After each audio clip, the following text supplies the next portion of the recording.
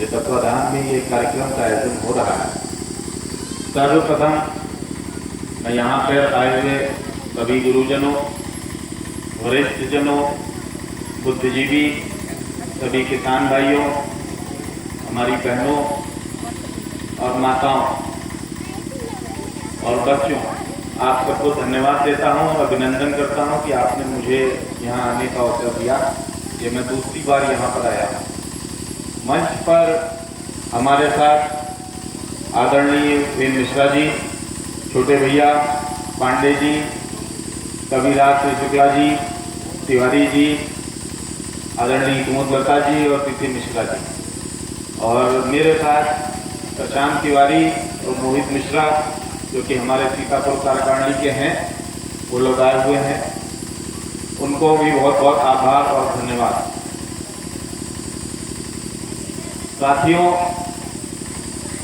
जितना शुक्ला जी कह रहे थे उतनी तारीफ के तो लायक में नहीं हूँ, लेकिन एक बात जरूर है कि जिस तरीके से डिजिटल इंडिया की बात चल रही है, जिस तरीके से देश पढ़ने की बात चल रही है, उसी तरीके से देश में गांव पिछड़ते जा रहे हैं, इसमें भी कोई दो राय नहीं है। गांव में किसानी एक मुख्य व्यवसाय है और किसानी दिन के दिन खराब हालात से गुजर रही है। फसलों का सही मूल्य नहीं मिलता और तहसील और लेखपालों की भ्रष्टाचार की भेंट चलेगी। अभी कुमुदलता जी मुझे बता भी रही थी कि जो है एक किसान है जिसको मृत घोषित कर दिया गया है उसकी जमीन के लिए, और जो है लेकिन वो जिंदा है। इस तरह की तमाम समस्याएं हैं। लेकिन आज चूंकि कार्यक्रम छात्र छात्राओं के सम्मान का है, इसलिए मैं तो यही कहना चाहूँगा कि संस्कार और ज्ञान जीवन में यही दो पूंजी हैं जो हमेशा साथ रहती हैं। बाकी सारी पूंजियां आती और जाती रहती हैं।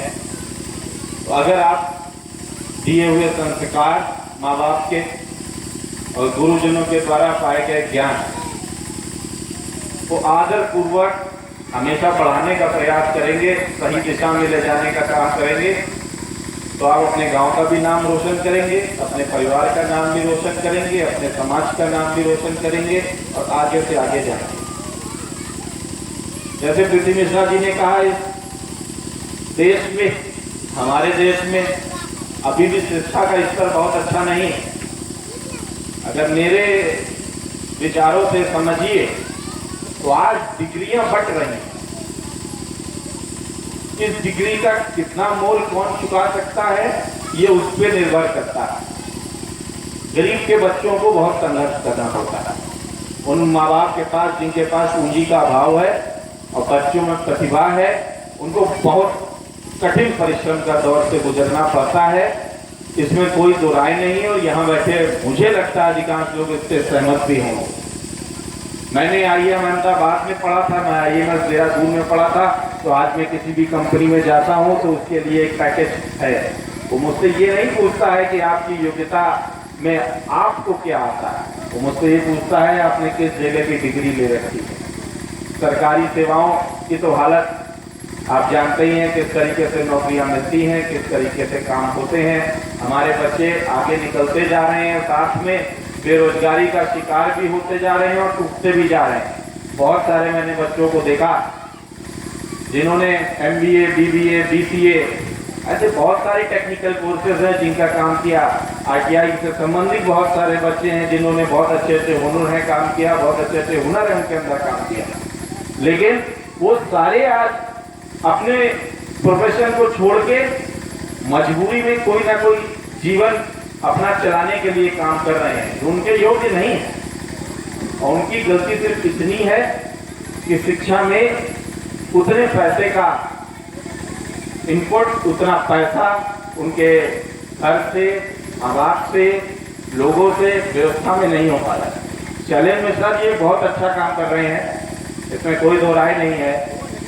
कुछ ही लोगों को अपने साथ आगे ले जा सकते हैं जितनी हमारी क्षमता है, लेकिन हम ले जाएंगे। ये एक बहुत बेहतर प्रयास है।